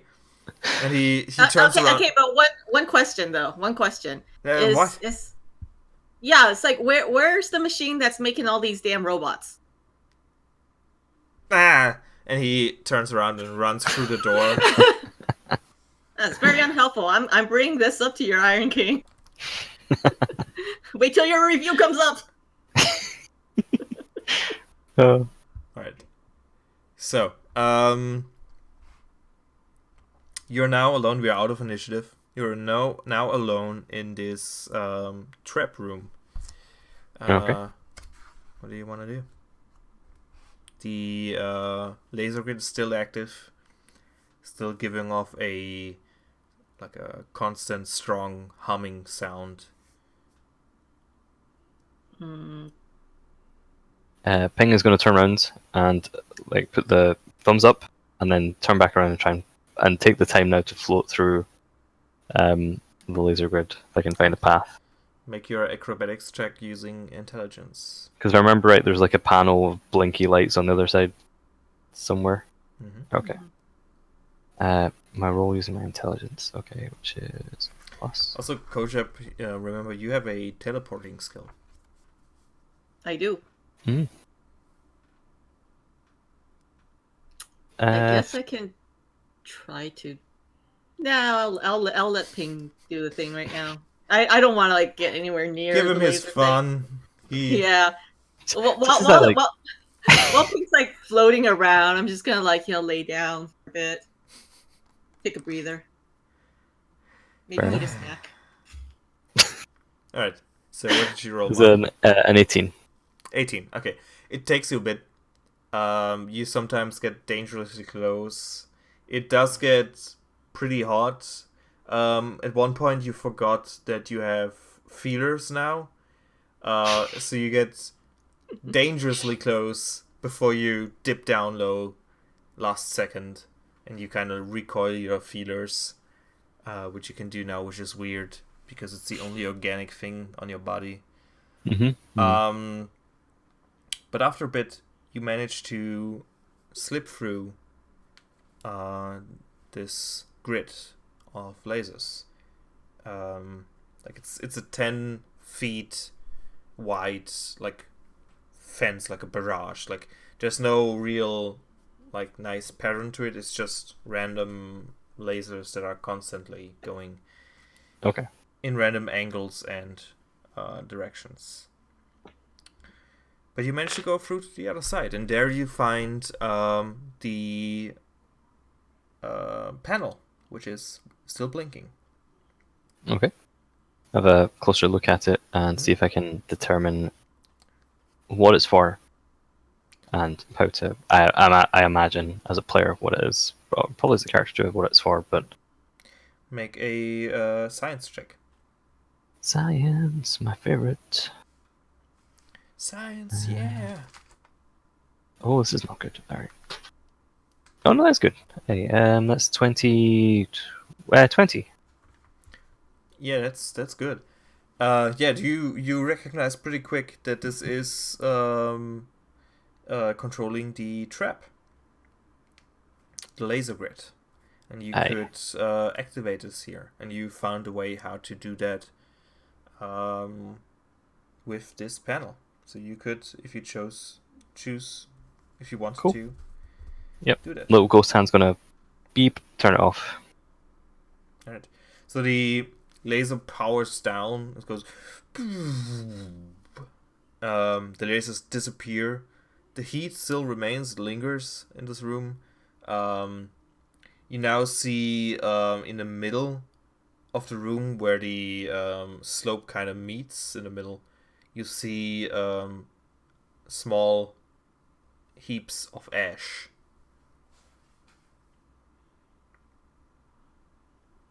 Cool.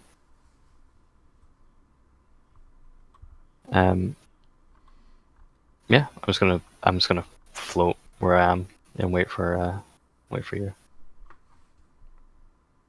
Nope, you muted. Oh, I said I will make my way over now. All right. Do you want to walk over there? Yeah, I'll casually stroll. Okay.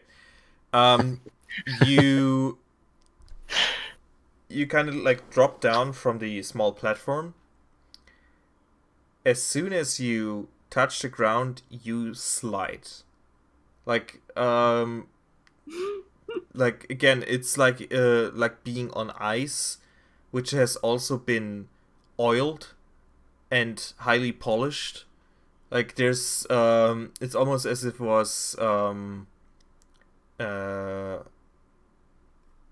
anti-contact. Like it's almost like you're floating like ever so slightly above it, like air cushioning.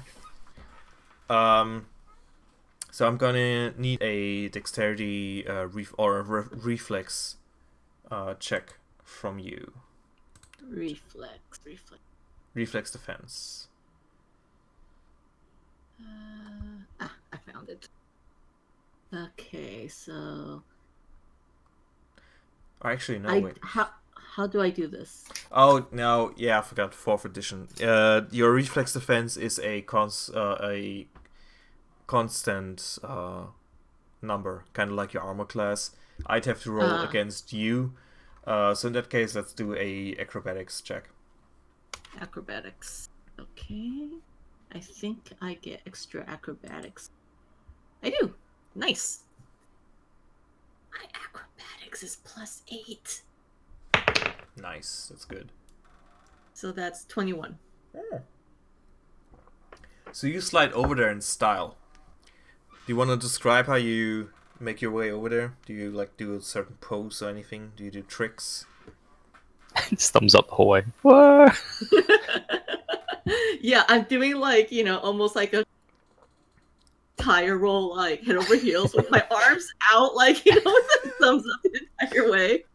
And then like, eventually roll to a standing up position, still thumbs out. It's like, yeah! So you kind of like Tony Hawk, half pipe it, go to the other side, jump out off the half pipe on the other side, and land on your feet, giving thumbs up. That's pretty impressive. Little cheer comes out from Ping. Yay! Woo! Nightmare And fuel! applause. All right. Nightmare fuel. Nightmare fuel.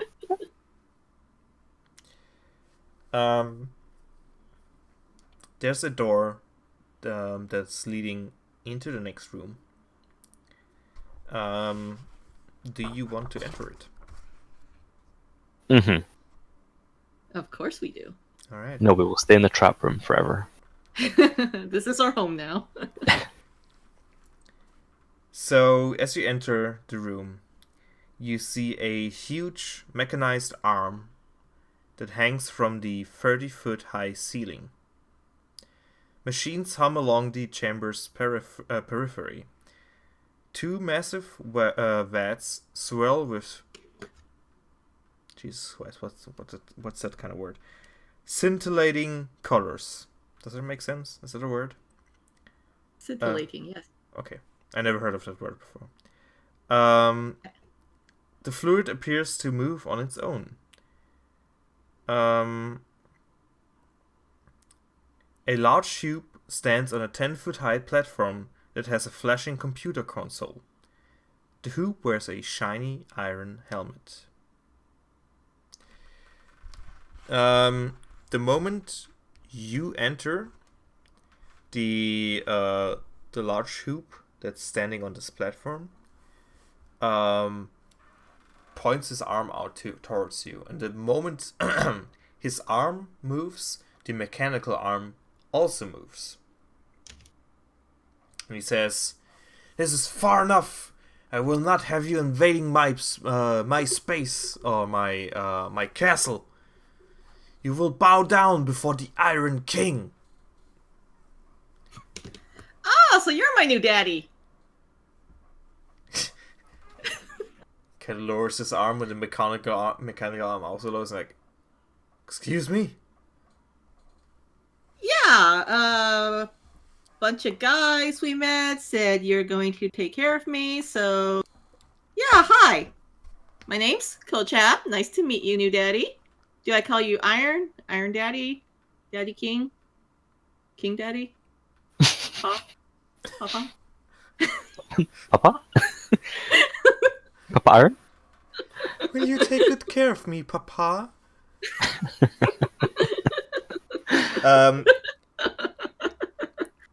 He goes, "You will you will call me Iron King until the point where you won't call me anything, because I will kill you with my iron arm." That is not very good caretaking. I mean, I'll gladly give you some lessons if you like in daddying. I raised some kittens once. It's not that hard. Where the hell, kittens?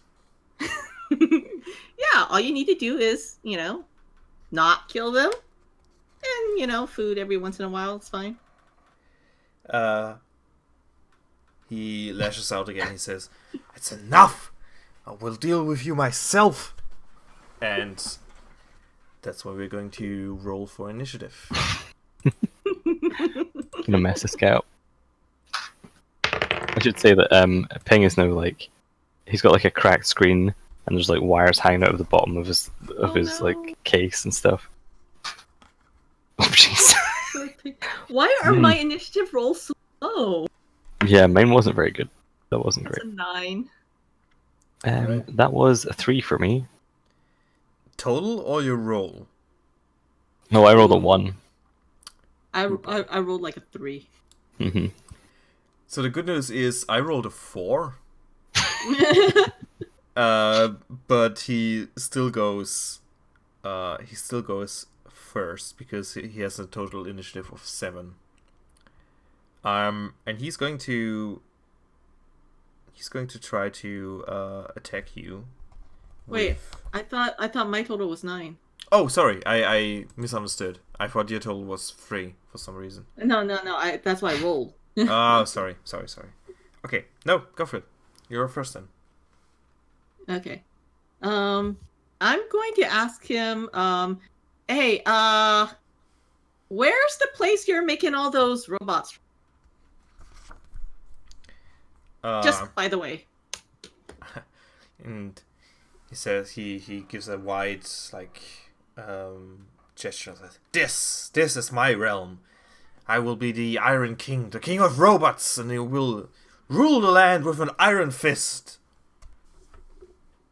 Iron. Okay. And you see so all you this. don't. Sorry. So you don't want to be my new daddy? No. I am saddened and hurt by this, and I feel a little bit personally attacked. I'm gonna casually bring out my egg bomb.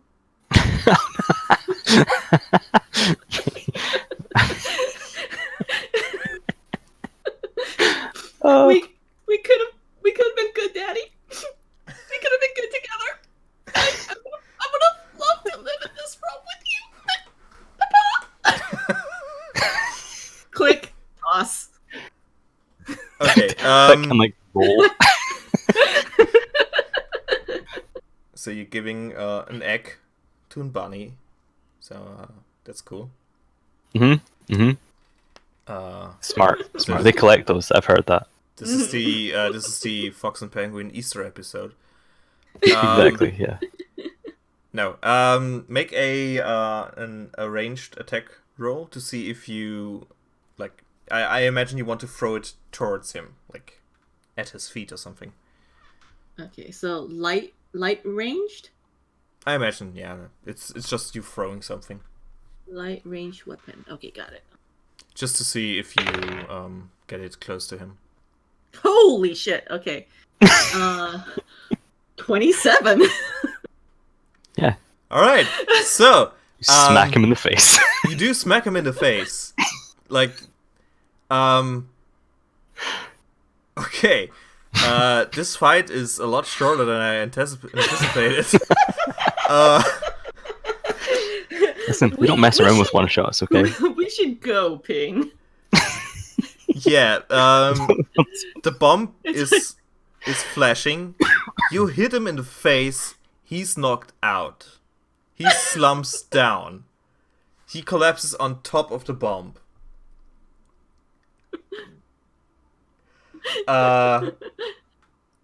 Yeah, the bomb is beeping a lot. So in official mechanics, the rule would be that you have to roll a d6 every round, and on a 6 the bomb would explode. But to not have you roll 25,000 d6s in a row, we're just gonna do this a bit more cinematic and give you a better outro. So you hear the beeping.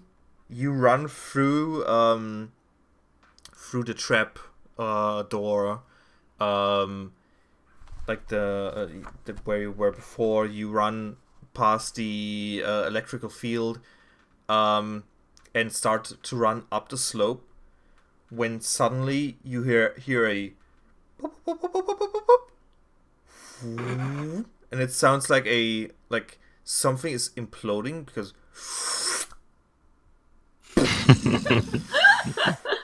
and just a blast of fire and smoke and dust just rushes past you, comes rushing up behind you. Umbrella out. Good call. The force of the blast kind of pushes you up the slope. I imagine the umbrella kind of being like a sail. Mm-hmm. So you and Ping get pushed up the slope, and you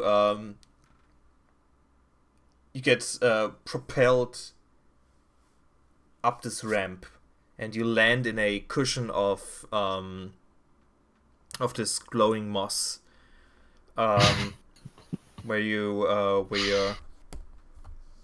get a secure landing.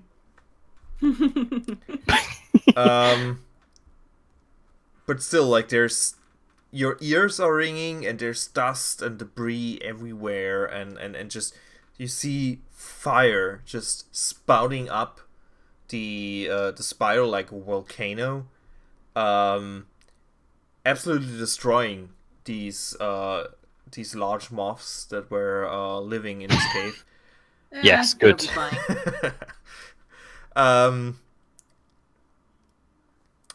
The entire cave that you're in is rumbling, and it's kind of starting to, like, there's rocks crumbling down from the ceiling, like, and it keeps going, like, it's steadily crumbling down. What do you want to do? Let's keep going. I mean, we don't really want to be associated with this destruction. I mean, you know what? Yeah, Ping like turns to you and there's like an arrow pointing out the way we came, and it's flashing like more, like really intensely. As you This wasn't us. This totally wasn't us. Just saying. as you run down the tunnel, it starts collapsing behind you, but you're fast enough to kind of outrun the collapse, and by the time you get back to the complex where the batters live, the collapse also stops. Like, it doesn't go the entire way, but about halfway through the tunnel, everything's collapsed now. And you emerge covered in dust and debris and soot, looking pretty badass. And the bearers just turn and look at you and like, okay, what happened? We blew shit up. We blew shit up. Nightmare fuel. Woo! I mean, it wasn't us. You hear Dave. Nope. Hear Dave from the other room going, "Woo! Yeah!" Ping is like doing circles, just like with with the like victory music on, just like doing circles. And as he kind of like stops after a bit, and you just see all the dust like part from him and then fall to the ground. Like, off him. Just cleans himself. You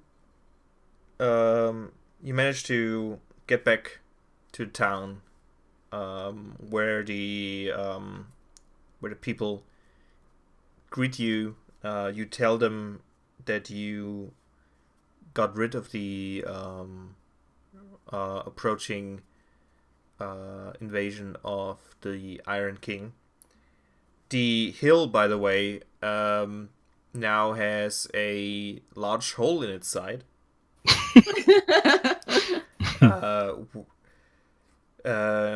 Looks actually pretty cool. It kind of has like a notch in the side where it's just collapsed partway. They do reward you with like, they shower you in praise and all that. I like praise. But you then still decide to leave this town because your favorite bar still has been destroyed. And there's other bars out there in the wasteland that need to be discovered. Mhm. And as you leave the town behind you, following the dust trail, the um, the mountain or the hill behind you is silhouetted by the sun that's setting behind it. That's where we're going to stop for the night. Hooray! That was awesome. That was really good, man. So, that's Gamma World in a very abridged version, in a very clobbered together version. I love this game a lot because of its randomness, because of its creativity that it lets its players have. I hope you guys enjoyed it too. Oh yeah. The bomb and the exoskeleton were random picks that I got from the deck. Hey, it turned out really good for us. Worked well, yeah. Worked yeah. out well for us. There's a mini tank in here. Oh my god. There's a flamethrower, an inflatable friend, whatever that means, stuff like that. So, and then there's that's the so-called Omega cards that give you tech, and then there's the Alpha cards that give you random mutations, like your feelers. That give it more nuance to your already present mutations.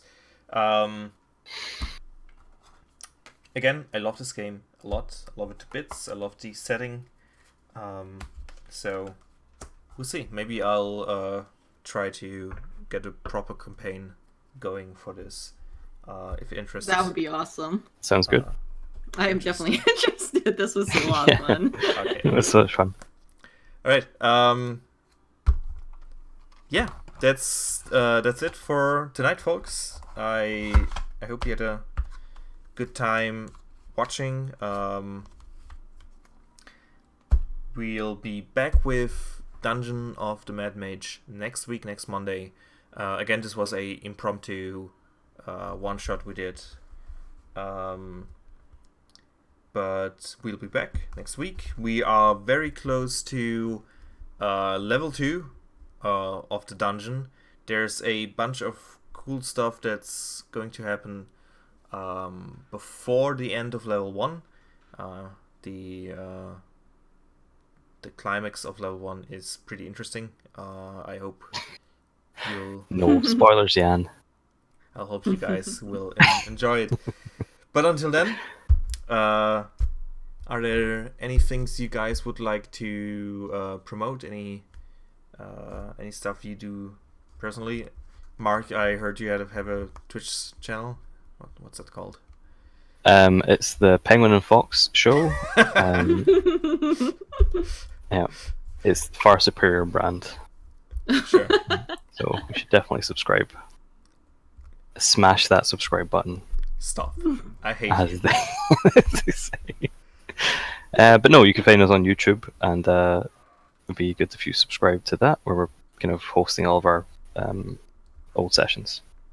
All episodes are on YouTube. All the Wats are on YouTube, so for all the Wat boys and girls, you can see our stuff there. Did you say the what?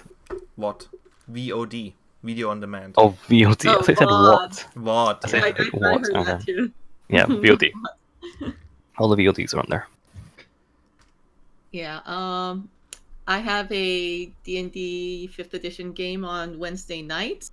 Usually 7:30 p.m. Pacific Standard Time, but we're off this week because the DM is on vacation. I mean, how dare he himself leave us without a DM?